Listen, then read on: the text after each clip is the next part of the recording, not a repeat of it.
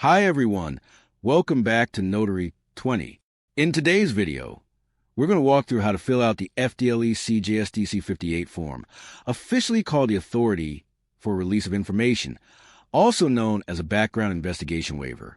This form is commonly used in Florida background investigation situations, especially when someone is applying for certification or employment as a law enforcement, correctional, or correctional probation officer. I'll show you what information the applicant needs to complete, which part should be reviewed carefully, and which section must be left for the notary. This video is for general informational purposes only. Always use the exact form provided by your Florida agency or selection center, and confirm their acceptance rules before relying on online notarization. Let's start with a quick answer. For CJSTC 58, the applicant needs to complete the basic identity and agency information first. That usually includes the applicant's legal name, date of birth, last 4 digits of the Social Security number, the agency requesting the background information, and the agency address. Next, the applicant should review the release language carefully. This is not just a simple signature page. It authorizes a release of background investigation records for 1 year from the date the form is executed. The notary block, especially the O section at the bottom, should be left for the notary. With Notary 20, the usual workflow is simple. Fill out the form, send a PDF and ID, join the online notary session, complete the oath and signing as instructed, and then receive the notarized PDF by email. The bottom line is, fill the applicant and agency fields, keep the notary block blank, prepare your ID, and confirm that the receiving agency accepts the notarized form. Now, let's talk about when this form is used. CJSTC 58 is generally used for Florida background investigation purposes. The form language refers to applicants seeking certification or employment as a law enforcement officer, correctional officer, or correctional probation officer in the state of Florida. By signing this waiver, the applicant authorizes a Florida criminal justice agency or a regional criminal justice election center to collect background-related information. This can include employment records, credit history, education, residence history, work performance, background investigations, polygraph records, internal affairs investigations, and disciplinary records. Because this form is tied to a specific background investigation process, you should always use the exact version requested by the hiring agency or selection center. Do not use a random copy if the agency has provided its own required version. At the top of the form, the applicant needs to complete the identity and requesting agency fields.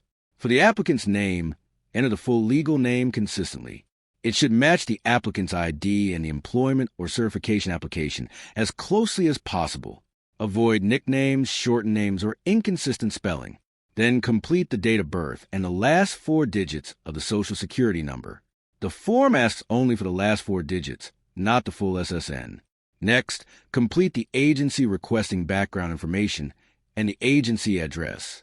One common mistake is confusing the agency address with the applicant's address. The address near the top belongs to the requesting agency. The applicant's own address appears later near the signature line. Before signing, double-check this part carefully, because incorrect agency information can delay the background investigation package. This part is very important. CJSTC 58 is not just a short identity form. It contains broad release language that allows the agency to request background investigation information. The authorization lasts for 1 year from the date the applicant executes the form.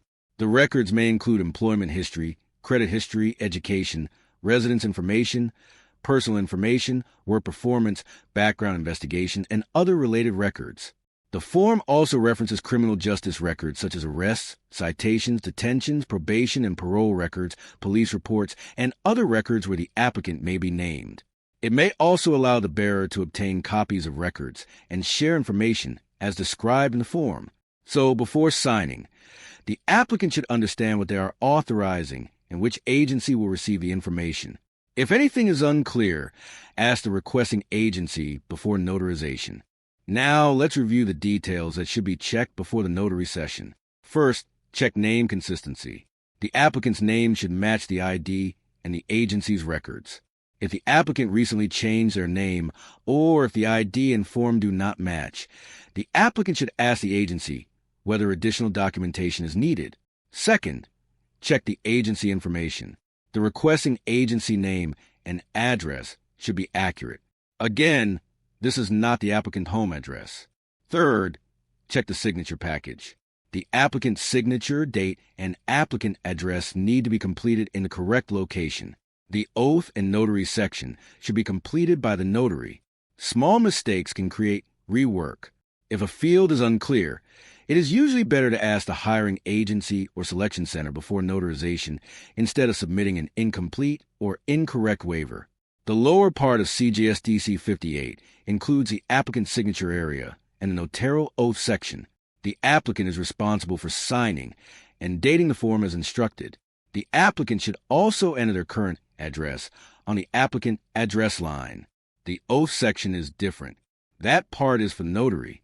Because the certificate says sworn to or affirmed and subscribed, the notarization usually involves an oath or affirmation.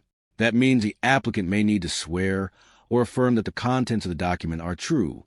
The notary completes the state and county, the date, the name of the person appearing, the method of appearance, the notary's signature, the notary printed or stamped name, and the identification information. If the notarization is done online, the notary should mark the online notarization option, if appropriate. The applicant should not complete the notary wording, notary signature, seal area, or ID evidence section by themselves. Before the online notary session, prepare a valid government-issued photo ID. This may include a driver's license, state ID, passport, or another acceptable ID depending on the notary platform and the receiving agency's requirements. The name on the ID should reasonably match the name on the form.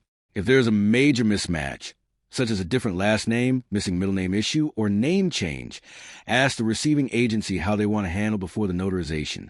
For remote online notarization, also prepare the PDF form, a working camera, microphone, stable internet connection, and any identity verification steps required by the platform. Most importantly, remember this: the receiving agency controls acceptance. Before relying on the notarized form, confirm whether the agency accepts online notarization and whether they require any specific notary wording. Here is the typical Notary 20 workflow for this type of form. Step 1. Fill out the applicant and agency fields.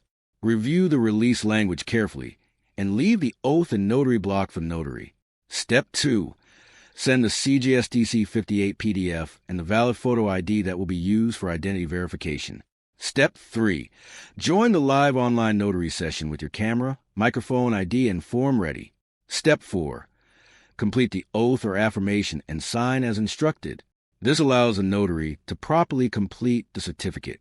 Step 5. Receive the notarized PDF by email and submit it to the requesting agency or selection center. If the agency requires a Florida notary, a specific certificate, or a specific appearance method, ask before the session. The notary service can complete the notarization, but the receiving agency decides whether the document is accepted. Before submitting the notarized waiver, use this final checklist. Make sure the correct CJSTC 58 or FDLE form is being used. Check that the applicant name matches the ID and agency record.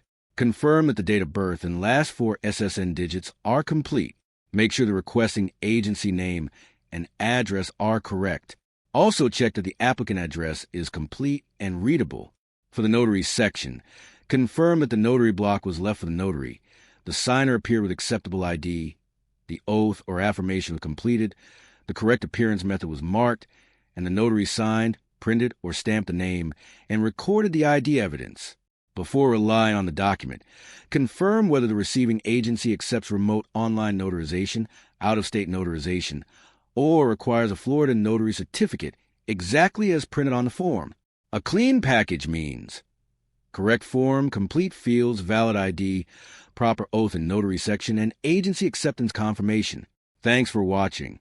If you need an eligible document notarized online, Notary 20 can help you complete the process remotely and receive the notarized PDF by email.